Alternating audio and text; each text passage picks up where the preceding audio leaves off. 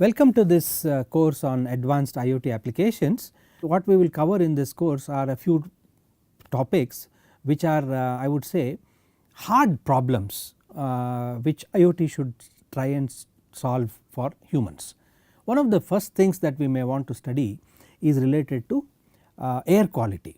Okay. So, air quality, the kind of air that we breathe has to be monitored, because you can see that several cities in this country are facing this problem of bad air, and therefore a lot of lung related infections and early deaths are happening. So, we need to monitor air quality, and therefore IoT is a good chance for IoT to succeed and show that IoT can actually monitor very large scale monitoring of using IoT sensors is a possibility. So, let us look at air quality as a important thing. We will try and see if we can build something, what are the issues in building these networks, IoT sensor based systems, and what is the kind of framework that is required for uploading this data and monitoring it in sort of in real time. So, that is a very important thing. Second thing, as we progress in age, several times we have impairments in speech, impairments in hearing and so on. An important area where we may want to put IoT applications in work is speech to text. So, let us look at some applications on speech to text, essentially trying to build acoustic models and language models to decode speech in a given environment. Another important thing that we may want to cover in this topic is related to automobiles, and as you know, autonomous driving has become a big thing, and several technologies are coming up. Electric vehicles and autonomous driving, both of them are picking up are really the hot topics today, where even 5G networks are looking at V2X, essentially V2V, vehicle to vehicle and vehicle to infrastructure, using different type of networks like DSRC, dynamic short range communication networks, which is based on the 802 IEEE 802 framework.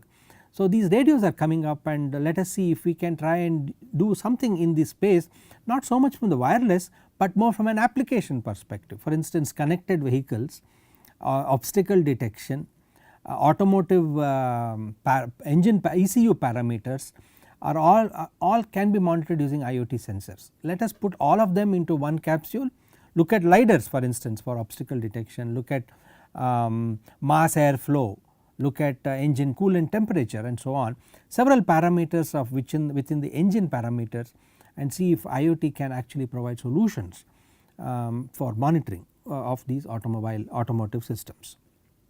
This is another important thing. Then in today's world many things are happening, sort of happening with the requirement of being deterministic. So, deterministic networks is an important area where IETF is putting a lot of effort. Our focus will not be so much in the deterministic part, but more from an applications perspective. For example, humans catching fire, because there is a fire in an environment, the human skin touches third degree burns in 150 milliseconds. Can we see if we can build a system which will essentially detect fire and extinguish this fire within this kind of strict time budget requirement. That is another area which we will talk of. The other thing is related to two horizontals which we have to really focus on, is on localization and security. In localization we have to look at, because sensor data without localization is of no use. Take air quality for that matter, which we spoke of a little while ago. If there is a certain level of particulate matter in an industrial environment as compared to in residential environments, unless you know from where the sensor data is coming from, it is no use to interpret that data. It is going to be very high in an industrial environment, that we know, and there are going to be safeguards that will be put in place in industries to sort of handle this high levels of particulate matter, depending of course on the kind of industry. I mean, I am not making a general statement, it is more about if it is manufacturing with a lot of dust that is coming up, lot of gases that are going to be emanated, and fossil fuels are going to be burnt and all that. This kind of factories essentially can potentially eject a lot of particulate matter, and there are safeguards that are going to be there. So, that is one type of environment. Then the home environments, the outdoor environments that we live in have to have a certain level of particulate matter.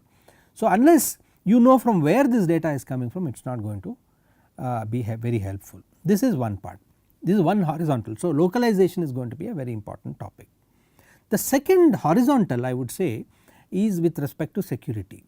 If you are talking of 20 billion devices coming by the year 2020 and they are all going to be placed all over, how will you trust the data that is coming from these sensors?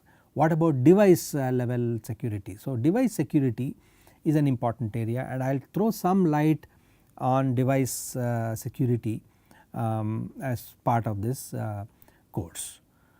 So, this course will be will also have a lot of help and support from about 5 project staff, which includes Ms. Tejaswini, Mr. Nitesh Nayak, Mr. Praveen Rajgopal, Sanmay Patel, and of course Mr. Vinod Hegde. Thank you very much, and I hope you will enjoy the course.